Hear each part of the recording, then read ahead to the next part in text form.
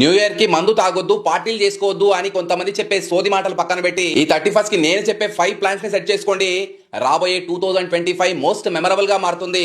ముందే చెప్తున్నా, 5th one చాలా ఇంపార్టెంట్, ఆ తర్వాత మీ ఇష్టం. ఫస్ట్ వన్, 5 లేదా అంతకంటే ఎక్కువ మంది ఫ్రెండ్స్ కలిసి 31st మార్నింగే తలా ఎంతో కొంత మనీ అరేంజ్ చేసుకోండి. సెకండ్ వన్, లేట్ కాకముందే మందు అండ్ స్టఫ్ అరేంజ్ చేసుకోండి.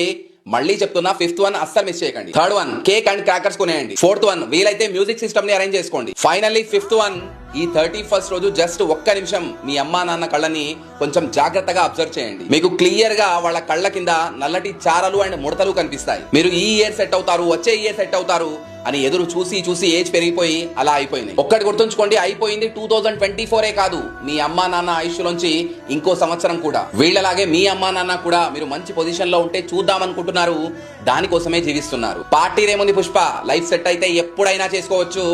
లేట్ అవ్వకముందే, మళ్ళీ చెప్తున్నా, లేట్ అవ్వకముందే మీ పేరెంట్స్ కళ్ళల్లో మీ పట్ల ఆనందాన్ని చూడండి. మొదటి 4 పాయింట్లు కాదు, ఈ 5వ పాయింటే మీకు అసలైన కిక్ ఇస్తుంది.